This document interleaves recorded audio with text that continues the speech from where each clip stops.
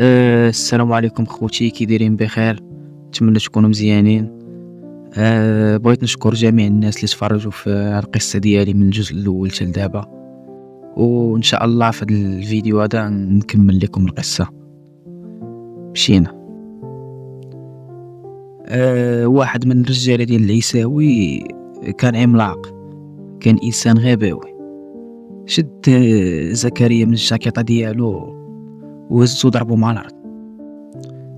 زكريا ناض قانف مسكين، وكان هز صمتة ديال السروال ديالو في يدو، ويجبد معاه بالبزيم وواحد جوج جبدات للراس، وبقى مخاني مع داك الغاباوي. وخا الاخر مشدة عليه ما تصرتش لي زكريا. انا كنت فاس فاس مع العيساوي، كان ناز معاه زيزوار في يدو، شير عليا المره الاولى خويت عليها، والثانيه جات لي في عنقي. الدم طوش دغيا، حسيت بيه كيهبط سخون. مع ديك الضربه اللي عطاني تفكرت الضربه الاولى ديال حموده وتجننت. طلع لي لادرينالين، ما بقيتش كنفكر لا في محامي لا في مروان لا في والو. بقيت كنفكر غير في ما نموتش في ديك اللحظه وكيفاش نطيح هاد الميكروب الارض. جبت انا التقاب ديالي، ضربته في يدي اليمنيه وبقيت كنشير عليه. واحد اللحظه لحت التقاب من يدي اليمنيه اليسريه من ورا ظهري بلا ما يحس. بقيت كنفانتي باليمنى وما على بالوش راه التقاب في اليد الاخر. واحد اللحظه درت راسي نجبد عليه، بغا يكالي وانا نعطيه باليد اليسرى اللي فيها التقاب لوجهو. خسرته، ضربته بواحد السرعه ما فهماش. الغوات ديال العيساوي كان سمعوا الحبس كامل، رجع جوج خطوات للور. في ديك اللحظه تقلبت عليهم انا وزكريا، بقينا كنشيروا عليهم ولاو هما اللي هربانين وحنا تابعين. المدار ما كانت فيها شي 15 ثانيه ما كاملاش، داكشي سريع دغيا. شويه سمعنا الغوات ديال شي موظفين جايين، والعيساوي شاف راسو تضرب والرجال ديالو ما داروا معنا والو، عرف باللي هاد المعركه خاسره. واحد اللحظه الغوات ديال الموظفين قرب، انا جاو يجمعوا عليا دوك القوات ديال التدخل السريع، ضاربين دوك الكاسكيطات والزراوط والبرود كان كيبريو كاملين طوال وصحاح. طاحوا علينا بالعصا والجنديخ، ما كيفرقوش بين اللي هاجم واللي دافع على راسو. شديت انا وزكريا ومعنا العيساوي ورجالو، شدوني قتلوني عصاو كتفوني من يدي ورجلي، والدم مازال كيهبط ليا من عنقي. وداونا ديريكت انا وزكريا الكاشو الزيزان الانفراديه. الكاشو كان بحال شي قبر، كتحس براسك مدفون حي. اول ما دخلت حسيت بواحد البرد قاصح ضرب لي في وجهي، ماشي البرد ديال الجو، البرد ديال الحديد والطص. الكاشو كان عبارة عن صندوق مضيق ديال السيمة، كتكون فيه يمكن شي 1.5 متر على 2. ما فيهش شي حاجة سميتها الشراج، كاين غير واحد الفتيحة صغيرة قريبة من السقف مغطية بواحد الشبكة مسطية، كيدخل منها واحد الضباعات كيزيد يظلم الوقت. الارض كانت كامله سيما بحال موكوله، فيها واحد الضاعيه ديال الماء ديال القوادس اللي ما كينشفش وكيعطي واحد الريحه انتوما تخيلتوها دابا. كاين فيه غير ناموسيه تاع الحديد بلا فراش، كتنعس فيها عظامك كياكلوك بالبروده اللي كتطلع منها. الريحه كانت مخلطه بين البول القديم والعرق وريحه الصدى واحد الريحه كتلصق في حوايجك والله على حيدات. هنا ما كاين لا كابوس لا عطاس لا الحاج، كاين غير انت والصوت ديال التنفس ديالك اللي كيرجع لك بحال الصدى. الحاجه الغريبه هي اني حسيت بالراحه ملي تسد عليا الباب بواحد الشقفوله كبار. هاد الكاشو اللي كان خاص يكون عقاب ليا تحول لواحد الملجأ مؤقت من الفيروس. خرجت من داك الضجيج ديال الاشاعات وتبقى جاري مع الحاج والعيساوي. ما بقيتش محتاج نوقف في القنت مع الالتراس ولا نحضي حاميد. كنت حر في العزله ديالي. في ديك الوحده بديت كنرتاح وكنجمع القوه ديالي اللي تفرتات. الكاشو ما كانش عذاب، كانت فرصه باش نتشافى قبل ما الكون باش جايه. وكنت عارف اني خصني نستغل هذا الهدوء باش نوجد المعركه القانونيه اللي غتكون هي الاخره. والمعالجه كانوا كيعطيونا غير كوميره وحده وكاس ديال الماء في النهار كامل باش يدخلك الجوع والعطش وتحس به. كان البرد هنا هو العدو الكبير ليا، كان كيزيد من الالم ديال الجروح اللي مازال ما برعت من المطايفه مع العيساوي ورجالو. ولكن اللي صعيب كان هو الجانب النفسي. كنت كنحس بالوقت واقف، ما كاين لا ساعه لا يوم ولا تاريخ. كنت كنبدا نشك في راسي واش القرار ديالي كان صحيح، واش غنخرج من هنا بلا ما نتصدع بلا ما نفرفد. كان صوت مروان وآية هما الخيط الوحيد اللي كيربطني بالعالم الحقيقي. كنت كنكرر في عقلي الاغاني القديمه والقصص باش ما نخليش الوسواس والظلام يسيطروا عليا. هاد التجربه ديال الكاشو علمتني ان القوه الحقيقيه في الحبس ماشي في الصحه والصلابه، في القدره ديالك على البقاء بعقلك بلا ما تفرفر. بعد ما دوزت شهرين ديال الحمام البارد في الكاشو حسيت بالامان كيرجع ليا فسمعت صوت السوارت كيدوروا في القفل. ما كنتش بوحدي اللي خرج، زكريا خرج معايا في نفس الوقت واخيرا رجعنا للبياص ديالنا. ولكن لقينا بزاف ديال الحوايج تبدلوا فاش رجعنا للغرفه.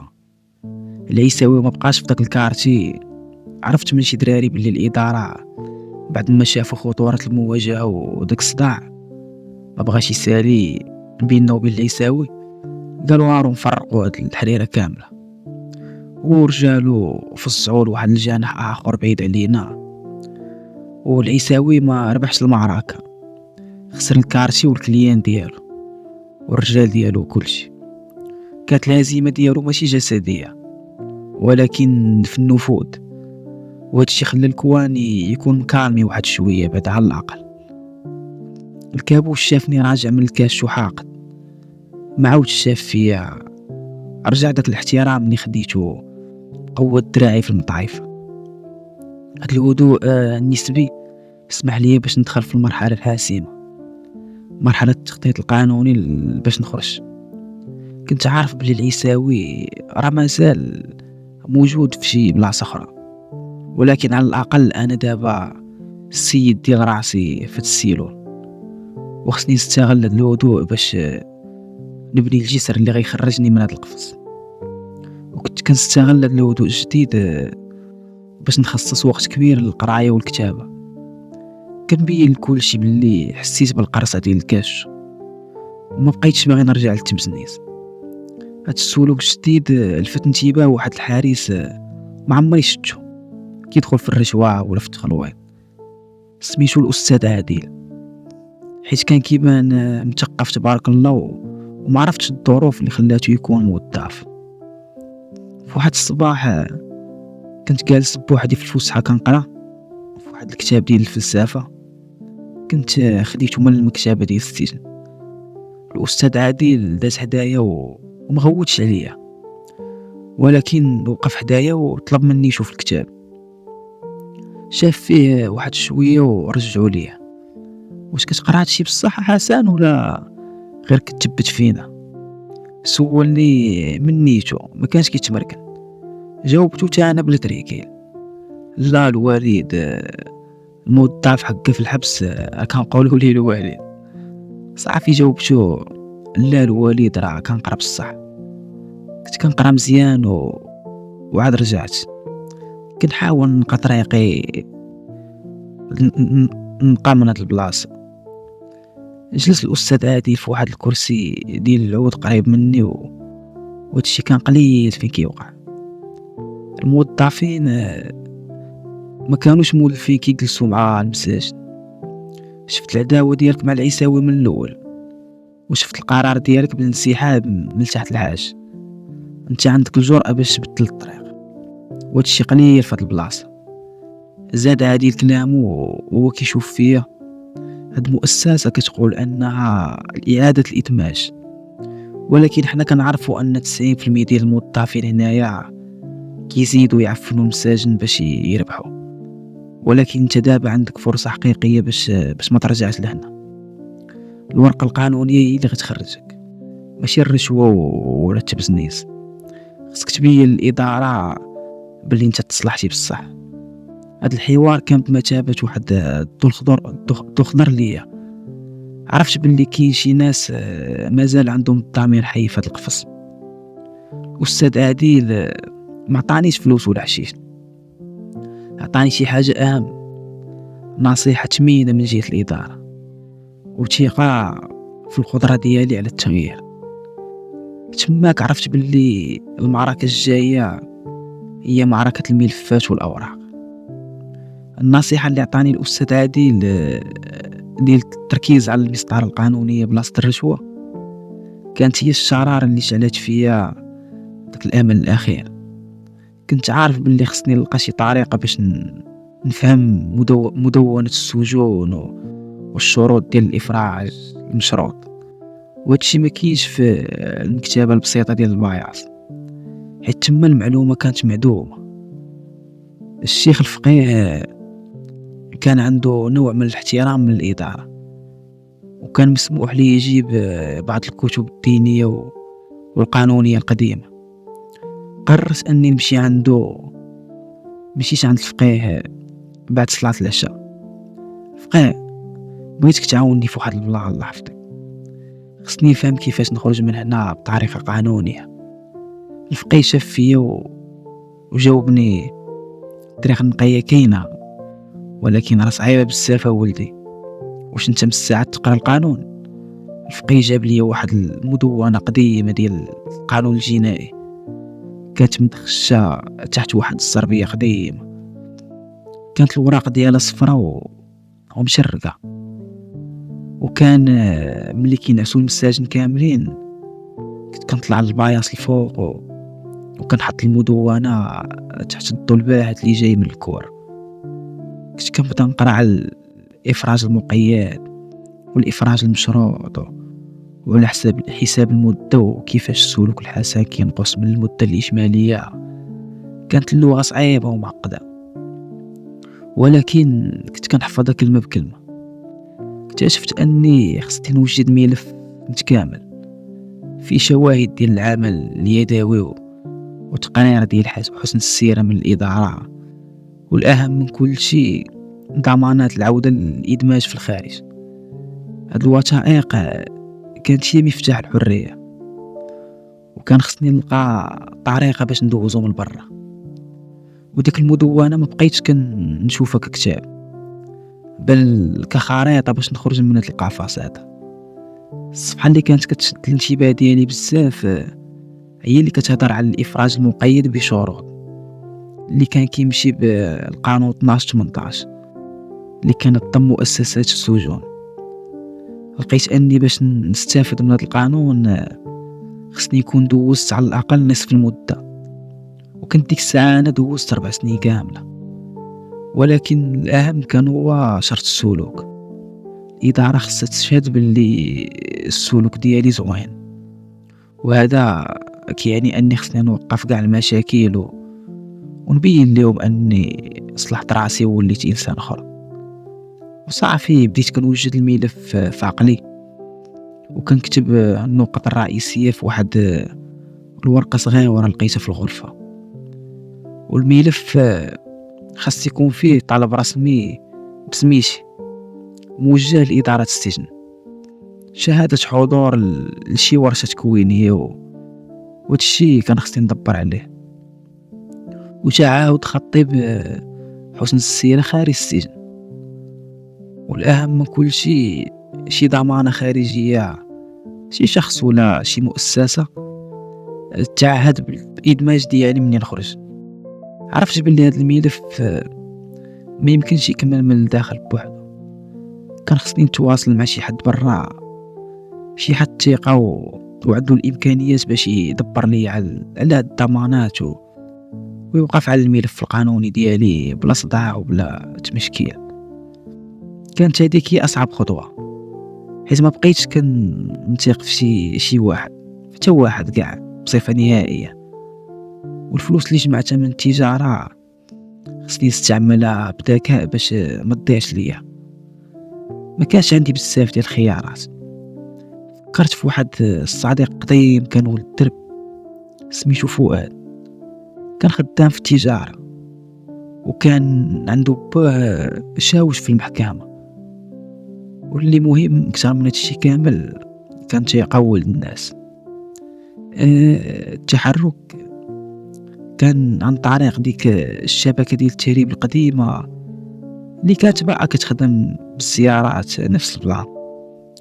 ولكن هاد المرة ما غدوز ليا لا حشيش لا تليفونات لا دكاكة لا والو، غدوز ليا غير ورقة صغيرة فيها رسالة لفؤاد وشوية ديال الفلوس باش يبدا الإجراءات. كنت عارف أن هادشي فيه خطورة كبيرة، ولكن كانت هذيك هي الطريقة الوحيدة باش نضمن أن الملف ديالي غيوصل لشي جهة قانونية محترمة. وبعد أيام وأنا كنتسنى جاتني الإشارة، واحد السجين عنده زيارة من طرف المحامي ديالو كان كيتعامل تا هو مع ديك الشبكة ديال التهريب. دوز لي واحد الورقة صغيرة مخبية في واحد الدانون كريمي، كانت رسالة من فؤاد كتب لي فيها باختصار بلي الفلوس وصلت، وباللي اتصل بمحامي متخصص في الإفراج المشروط، وغادي يوجد لي شهادة عمل موثقة وضمانة السكن اللي كان تحديدا في شي حي آخر بعيد على الحي اللي كنت أنا فيه. هاد الرسالة كانت كتعني باللي الجسر ديال الحرية بدا كيتبنى. الفلوس اللي كنت كنظن غتكون السبب ديال العذاب ديالي ولا دابا واحد التذكيرة ديال الخروج ديالي، ولكن بطريقة نقية. وأنا عرفت باللي باقي ليا آخر مهمة قبل ما نخرج، المصالحة الروحية. ما كنتش باغي نخرج وانا مازال كنحس بالمرارة ديال داكشي اللي درت، وبالذنب ديال الفلوس اللي جمعت، وبنادم اللي ضربت. كنت محتاج لشي حد حكيم بحال الفقيه باش يوريني طريق التوبة الحقيقية. مشيت عند الفقيه، كان جالس كيقرا في المصحف ديالو. جلست حداه. الفقيه: راني غسلت يدي من التجارة والتبزنيس، دابا انا كنوجد باش نخرج ان شاء الله، ولكن كنحس بالوسواس في قلبي على داك الشيء كامل اللي فات. واش ربي غيقبل التوبه ديالي زعما؟ واش الفلوس اللي جمعت ودفعت منها للحرام ممكن طهر؟ فقيه سند المصحف ديالو وشاف فيا: التوبه حسن هي انك ما ترجعش لنفس الطريق اللي كنتي فيها. انت دابا ملي انت كتقاتل على الكرامه ديالك ولا الورقه نظيفه، انت بديتي اصلا في طريق التوبه. الفلوس اللي بقات عندك خصك دير بها شي صدقه جاريه، وداكشي اللي ربحتيه من الحرام خصك تطهر بيه راسك. النيه الصافيه هي اللي كتقلب الميزان.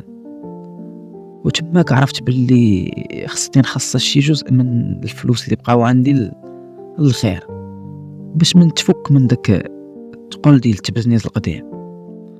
وهاد المصالحة الداخلية عطاتني القوة الاخرى اللي كنت محتاج باش نوقف قدام القاضي وانا مرتاح، ونقول لمروان خوك رجع نقي.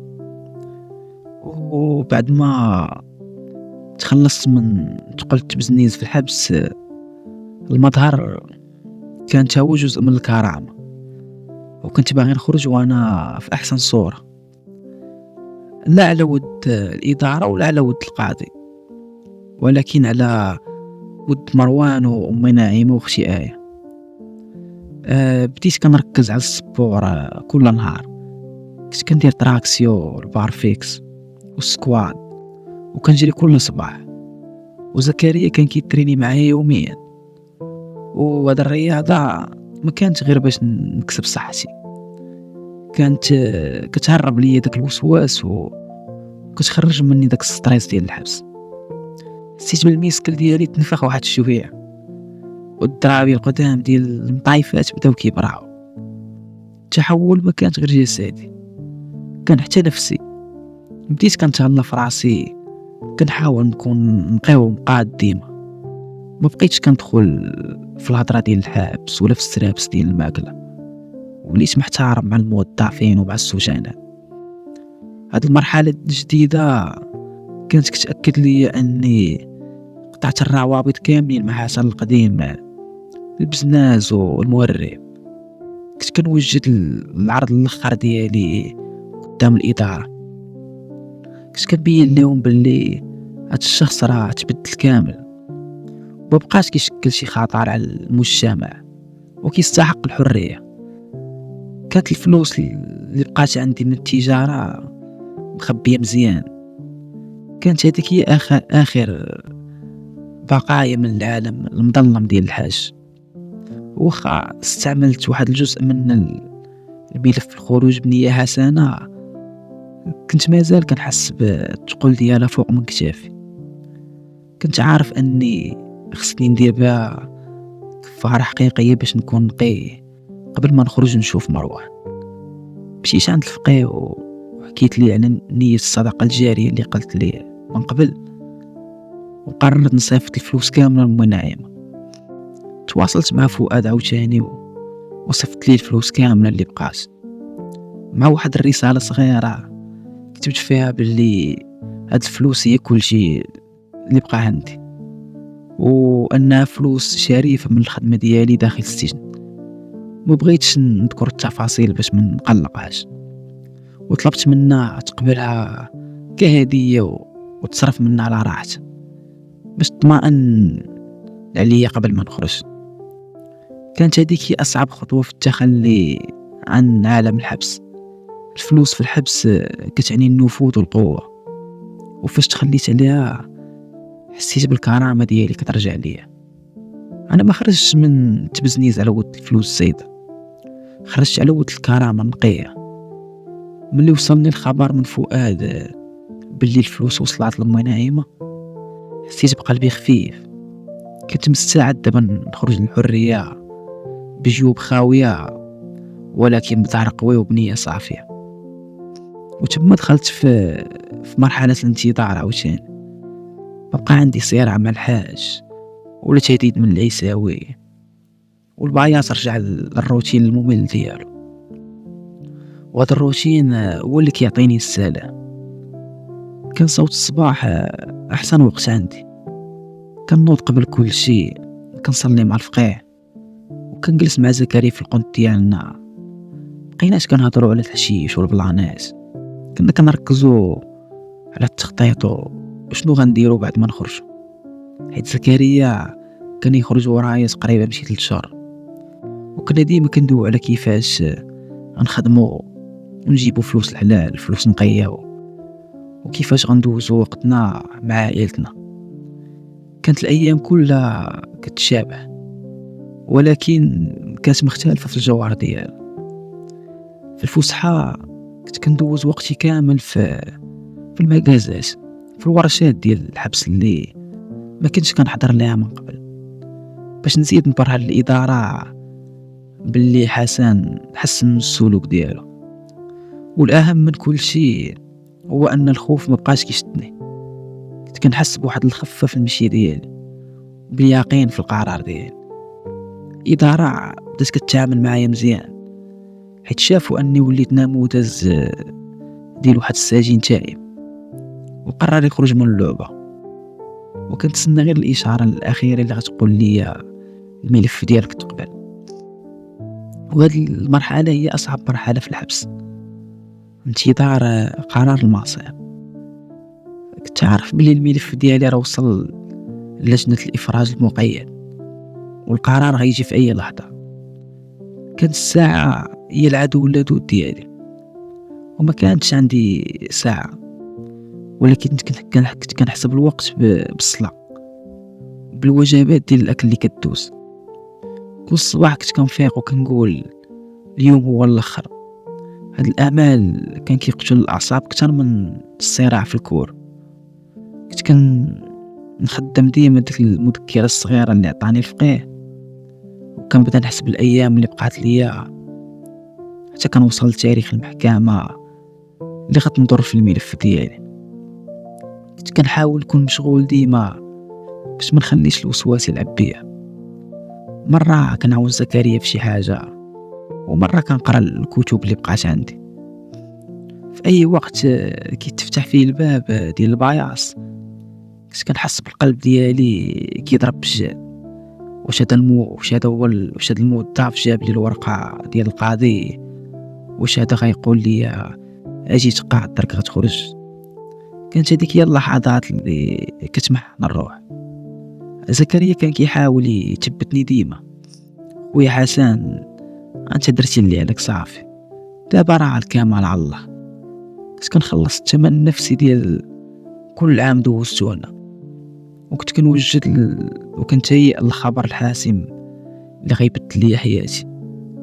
في واحد الصباح بعد صلاة الفجر عيط لي الموظف سميتي من ورا الباب، ماشي للكاف ولكن المكتب ديال المدير. عرفت تماك باللي القرار جا. حسيت بواحد الخفة كتدخل لقلبي، ولكن في نفس الوقت واحد الثقل ديال الوداع.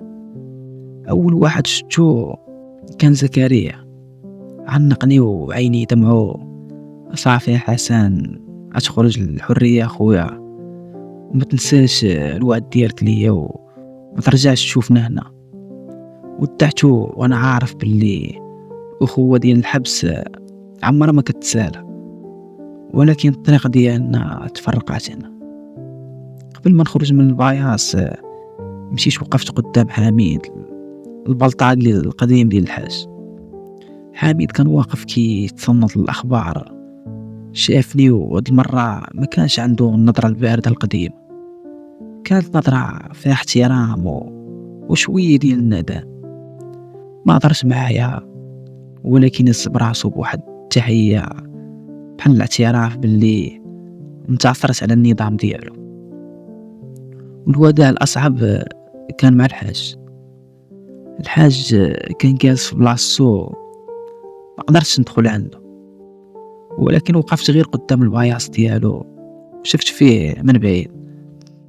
كان كيشوف فيا بواحد النظرة خاوية ما فيها لا فرحة لا تقليق، غير نظرة ديال شي رجل أعمال وخسر شي صفقة كبيرة. هذيك النظرة كانت كتقول غادي ترجع، ولكن أنا كنت كنقول لي بعيني لا، هذه هي الأخرى. وفاش خرجت من السيلون حسيت باللي ما ودعتش الناس، ودعت المرحلة كاملة اللي عشتها، أيام الصعيبة اللي دوزتها مع زكريا والخطر اللي واجهته من حميد والعيساوي. كل شيء ولا ذكرى غتخرج معايا لبرا. لحظة الخروج ما كانتش كيف ما كنت كنتخيلها، ما كانتش فيها فرحة ولا دراما كبيرة، كان فيها غير الهدوء. ملي وصلت قدام الباب الكبير ديال الحبس حسيت بقلبي كيضرب بالسربة. هاد الباب ديال الحديد اللي شفتو كيتسد عليا من سنين دابا غيتحل. إجراءات كانت سريعة وباردة. سيديت على الوراق ديالي وشديت البوند كوموند، وأخيرا غنخرج. دفع لي الموظف الباب الصغير ديال الخروج. أول خطوة حطيتها في الشارع كانت ثقيلة ومختلفة. الضوء ديال الشمس كان قاصح واحد الدرجة خلاتني نغمض عيني اللحظة. ريحة الشارع، ريحة الدخان، ريحة الماكلة، ريحة الحياة العادية كانت مختلفة بزاف على ريحة الكور والباياصات. كنت كنحس باللي راني غريب في هذا العالم اللي نسيته. شوية شفت واحد الوجه مألوف، كان فؤاد وأيوب واقفين كيتسناو فيا. والحمد لله على سلامتك يا حسن، وأخيرا خرجت يا خويا. في ديك اللحظة حسيت أني فعلا رديت نفسي القديمة. أنا ماشي البزناز ديال الحاج، وماشي العدو ديال العيساوي. أنا حسن اللي عنده فرصة باش يبني حياة جديدة نقية. غادي نبدا من الزيرو بجيوب خاوية وظهر نقي، ولكن بوعد لازم نوفي به. نبني عائلة سعيدة لمروان وآية، وما نرجعش نشوف القريات ديال الحبس مرة أخرى. وهذه كانت هي النهاية ديال القصة ديالي، وكنبغي نشكر أي واحد سمع ليها من البداية للنهاية. وكنبغي نطلب منكم شي دعوة خفيفة لجميع المساجين اللي في الحباسات ديال المغرب، وتهلاو لي في راسكم.